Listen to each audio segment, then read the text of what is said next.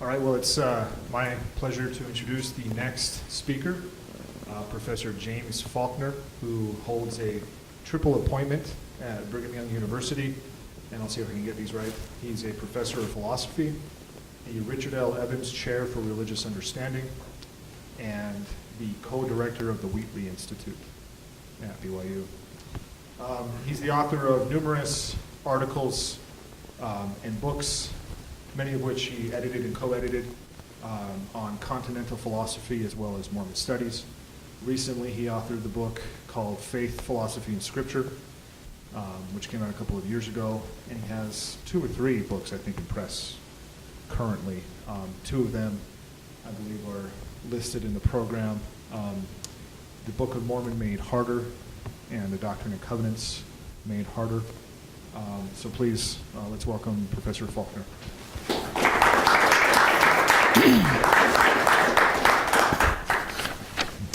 Let me check and make sure what time I'm supposed to stop. Okay. What I'd like to do today, you have this handout, I hope. If you don't, raise your hand and we'll make sure you get one. But, excuse me. I want to just talk through the handbook to start with, to talk about the sort of the history of the LDS notion of intelligence. And that'll be a way of talking about B.H. Roberts' contribution, what he did, and what happens there. I also, though, then want to, at the end, raise some questions about the nature of this historical discussion. And you'll notice I start by quoting from the 1828 Webster's Dictionary, because I think that that dictionary pretty well encapsulates the issue. There are these 4 definitions for intelligence in the 1828 dictionary: understanding or skill, notice or information, commerce of acquaintance, and then the last one is a spiritual being. And that's really all it says, is a spiritual being. It doesn't say much, about what that means.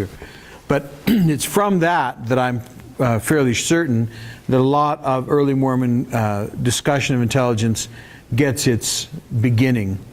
And that ambiguous beginning remains a part of the early Mormon discussion. So you have the quotation from Abraham that there are 2 spirits, one being more intelligent than the other. You have the quotation from DNC 93 that man was in the beginning with God, but as we talked about for a minute I think it was with Grant after the last session, beginning is itself an ambiguous term. Are we talking about an absolute beginning? Is beginning merely metaphorical, there never was a beginning? Are we talking about the beginning of the things pertaining to this earth? That remains unsaid. So you have a number of these statements that I have listed here. In 1839, Joseph Smith says, "The spirit of man is not a created being. It existed from eternity and will exist through eternity." And we'll see Roberts using this and similar statements to argue for the eternality of individual intelligences. But most early Mormons appeared not to have believed that that was the case. Most of them appeared to have believed that the spirit of man was some larger stuff from which God created into the individual spirits that we are acquainted with. We have a number of these things, but behind much of the discussion is, I think, the first thing is this 1828 definition: intelligence is a spiritual being. In the 1843 point in DNC 131, that all spirit is material. So these 2 together form the background for the discussion of intelligence in Mormon doctrine, Mormon history. They still continue to inform it, but they're behind what we might see as arguments about this business. There are various ways of trying to think about what it means to say that we were there in the beginning. Blake also has pointed out that this may be a kind of ideal existence, that we are there in some sort of ideal form. It's clear that that I think it's clear that Roberts tend to think of it much more in terms of material. There's some sort of spiritual material that's there. There are various, as I said, a variety of ways of trying to think about that. But the possibilities of going in any several directions were there all along. We have also, of course, the King Follett Discourse, in which persons existed in spirit, and Joseph Smith says that the mind of man is as immortal and is co-equal with God himself. And this is probably the closest statement to something like Robert's position that comes out of early Mormonism. As you know, however, the King Follett Discourse isn't recorded word for word. You have various versions of it in various people's records. So there are arguments about how to take that. The best text is the one that I mentioned here. I think Stan Larson has given us this King Follett Discourse, a newly amalgamated text in BYU Studies in 1978, where he's taken all the notebooks and really, I think, done a great job of bringing them together to create some kind of intelligible text. Even with that, looking at that text makes it more clear than ever that what we're dealing with is a reconstruction, a remembered reconstruction. So you have to be careful not to pin too much on particular words or particular grammatical forms or anything like that, because it's unlikely that we can have that kind of accuracy there. You have the hymn, "O My Father," in 1845. Eliza R. Snow writes that hymn. She leaves it, she talks about a primeval childhood, and we all know the hymn, but there it isn't. It doesn't say anything about what about before spiritual birth. It's clear that there was a spiritual birth, but she leaves that ambiguous. The first person to really begin to talk in these terms is Orson Pratt, and Pratt has this kind of Leibnizian view of the world, where you have these indivisible particles, each with some degree of intelligence. And those individual particles, atomistic particles, make up the building blocks of the entire universe. And everything has this intelligence. And what we think of as the laws of nature are really just the cooperation of these various intelligences with each other. They communicate and they cooperate with each other in various ways. It's a really interesting and frankly often bizarre, from our point of view at least, bizarre notion. He denies gravity, for example. There is no gravity because that would require action at a distance, and he's against it. So he has this. It's just. I think that you should take a look at his work. It's very interesting stuff. But this may be, as far as I can tell, the first definitive case where you've got a Latter-day Saint postulating the eternal existence of individual infinite intelligences of some kind. His brother Parley talks about individual organized intelligences being made of spirit matter. So he seems to be, in the Journal of Discourses, Parley seems to be taking the other side of the view. Are individual intelligences eternally existent in themselves, or are they not? But they come into being at some point.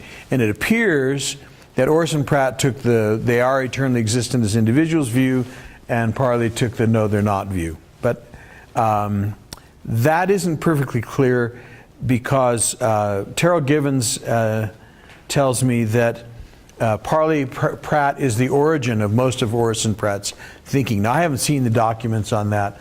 I don't know what makes him think that. So I'm interested to see what he's working on this issue right now. So I'm interested to see what he comes up with. But I have to leave that one up in the air for now. Brigham Young, this won't surprise those of you who are familiar with Brigham Young's writings. He's all over the map on this one. There are times when it sounds like he's talking about eternally existent individuals. There are other times when it sounds like he's not talking about. He's talking about the stuff out of which men are created. But John Taylor may have one of the most interesting ways of talking about intelligence. There are a number of occasions, and I have one of them here that I've recorded from the Journal of Discourses. One of them where Taylor talks about, say, we are part of deity. and this is that quotation, our spirits are a part, as it were, of the great Jehovah. And we have been struck from his eternal blaze. Now, he likes that metaphor. I'm not quite sure what to do with it. I don't know what to make of it. That there is this God and we are somehow taken off from him. But his way of thinking... Now, this fits with... it's not completely coherent, but in general, this view of Taylor's fits with Pratt's and others who also have this idea that there is an intelligence that is throughout the whole universe that informs everything. Pratt deals with that by making it atomistic. Others make it a more spiritual kind of thing, but there's something that fills the whole universe, and it appears that Taylor may be using that idea. There's something, it isn't the Father, although here he calls it the great Jehovah, so it's the Son, but there's this spirit that fills the universe and everything partakes in that. So this is a fairly common view with a number of variations well into the middle 19th century. Now, an anonymous source, this is an odd thing to say. All right, so someone whom I trust a good deal, but who doesn't want to say publicly where he got his work or have his name used, anyway.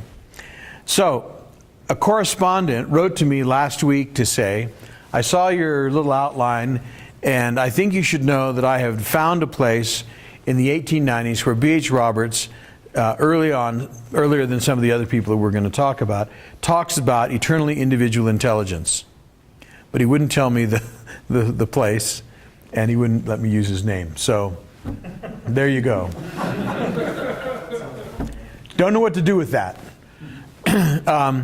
If not, all right, if that's, I don't know, as I say, I'm not quite sure what to do with this one. I don't think this is a person who just makes stuff up. So, but if not, then the first place that we can really find a clear connection, a clear argument for this view is in the work of Nels Nelson.